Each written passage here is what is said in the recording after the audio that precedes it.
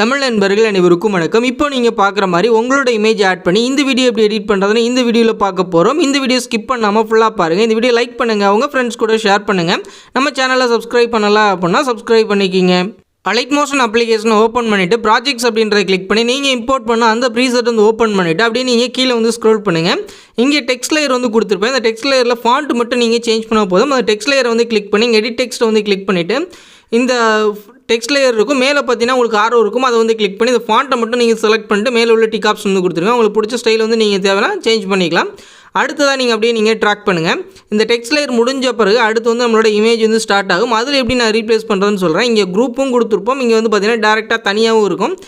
குரூப்பை வந்து எடிட் பண்ணி காட்டுறேன். இப்போ இந்த குரூப்பை வந்து நீங்கள் கிளிக் பண்ணிவிட்டு இதில் எடிட் குரூப் அப்படின்றத கிளிக் பண்ணுங்கள். இங்கே இமேஜ் லேயர் இருக்கும், அதை வந்து கிளிக் பண்ணி இந்த கலர் அண்ட் ஃபில் ஆப்ஷனை கிளிக் பண்ணி இந்த ஸ்டார் ஆப்ஷன் வந்து கிளிக் பண்ணிவிட்டு உங்களோட பிக்சரை வந்து நீங்கள் செலக்ட் பண்ணுங்கள்.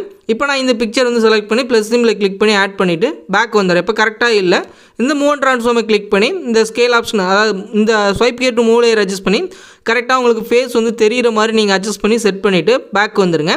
இப்போ இந்த ஆரோ ட்ராக் பண்ணி கரெக்டாக அந்த டெக்ஸ்ட் லேயர்கிட்ட போயிடுறேன். இப்போ கீழே வந்து ஸ்க்ரோல் பண்ணி காட்டுறேன். இப்போ பார்த்தீங்கன்னா ஃபஸ்ட்டு அந்த மேலே உள்ள நம்ம சேஞ்ச் பண்ணோம், சேஞ்ச் ஆகிடுச்சு. அதே மாதிரி கீழே உள்ள ரெண்டுலேயும் நீங்கள் சேஞ்ச் பண்ணிங்க. இங்கே கொடுத்துருக்கிறதுலையும் பார்த்தீங்கன்னா இந்த கலர் அண்ட் ஃபில் ஆப்ஷன், இந்த இமேஜ் லேயரை வந்து கிளிக் பண்ணிவிட்டு இந்த கலர் அண்ட் ஃபில் ஆப்ஷனை கிளிக் பண்ணி இந்த ஸ்டார் ஆப்ஷனை வந்து கிளிக் பண்ணிவிட்டு அதே மாதிரி தான் இங்கே வந்து நம்ம டேரெக்டாக சேஞ்ச் பண்ண வரோம். ப்ளஸ் சிம்பிளை கிளிக் பண்ணி ஆட் பண்ணிவிட்டு பேக் வந்துடுங்க. இங்கே பார்த்தீங்கன்னா சேஞ்ச் ஆகிடுச்சு. இதே மாதிரி நீங்கள் சேஞ்ச் பண்ணி இந்த மாதிரி பெருசாக இருக்குது அப்படின்னா அந்த இமேஜ் வந்து நீங்கள் கிளிக் பண்ணி இந்த கலர் அண்ட் ஃபில் ஆப்ஷனை கிளிக் பண்ணி இங்கே ஃபிட் அப்படின்றத செட் பண்ணி பாருங்கள், கரெக்டாக இருக்கும். இந்த மாதிரி நீங்கள் ட்ரை பண்ணி பாருங்கள். இந்த இதில் எல்லாத்துலேயும் இமேஜ் வந்து நீங்கள் ரீப்ளேஸ் பண்ணிட்டீங்கன்னா அவ்வளோதான், நம்மளோட வீடியோ வந்து எடிட் பண்ணி முடிச்சாச்சு.